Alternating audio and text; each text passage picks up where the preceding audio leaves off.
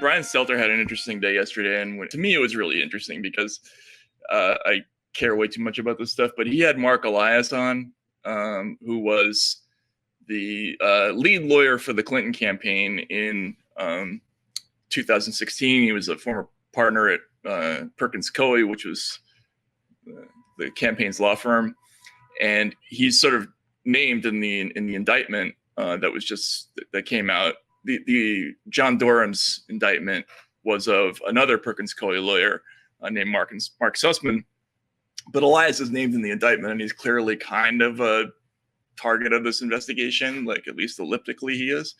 And this is how Brian Stelter asks about that issue, and it's far into the interview, by the way. Who is out to, in their minds, steal elections. So how do you handle that, intense scrutiny, that coverage, that criticism from right-wing media? So as you can tell, anyone who follows me on Twitter knows, I tend to take it head on because I think that ignoring it, and this is one of the things, by the way, your show does extremely well, and frankly, I wish all of the media did what your show does, is you don't ignore the right-wing misinformation, disinformation. You take it head on. So that's really what I try to do. I try to call it out. I try to point out the inconsistencies and absurdities of it. But otherwise, we just need to keep our eye on the ball of focusing on protecting democracy going forward. I appreciate what you said about this program and about, some people are trying to call attention to this every day, every week. I think CNN every day is sounding these alarms. And one of my fears is that other networks, other major outlets are not. And they're going to regret it years from now, right? Isn't this ultimately about, let's not have regrets 20 years from now? That's exactly right, Brian. I can't speak to what it means for ratings tomorrow or next week. What I do know is that 10 years from now, 20 years from now, when your children and your grandchildren look at this moment in time, they will celebrate those people who spoke forcefully and called this out. And they will be ashamed of those people who hid in the shadows and created a sense of both sides. So I agree with you. Marc, thank you for coming on. Thank you for having me. He tends to take it head. What is it?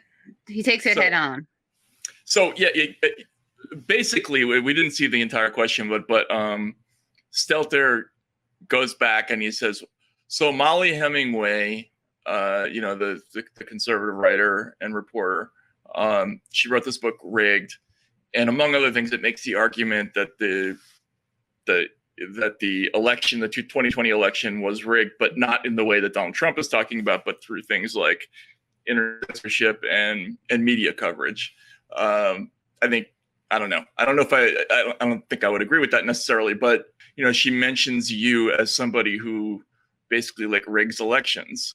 What's your response to that? So he doesn't, in that question, he doesn't say you were Hillary Clinton's lawyer in 2016 when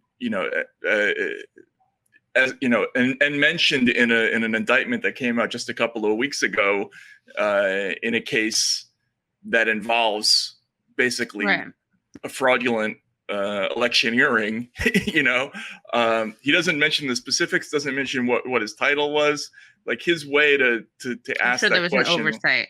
So anyway, I just thought that was interesting that he has the guy on, one of the central figure in this whole thing, and that's how he asked the question. He doesn't even tell people who he is. Yeah, you'll definitely watch it and not have any idea. Right.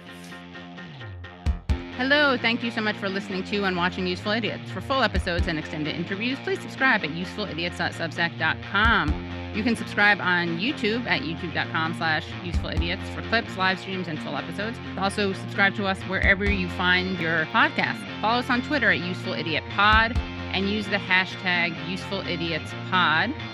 Join us Mondays at 10 a.m. for the Useful Idiots Monday Morning Show, where we discuss the Sunday morning news shows so you don't have to watch them.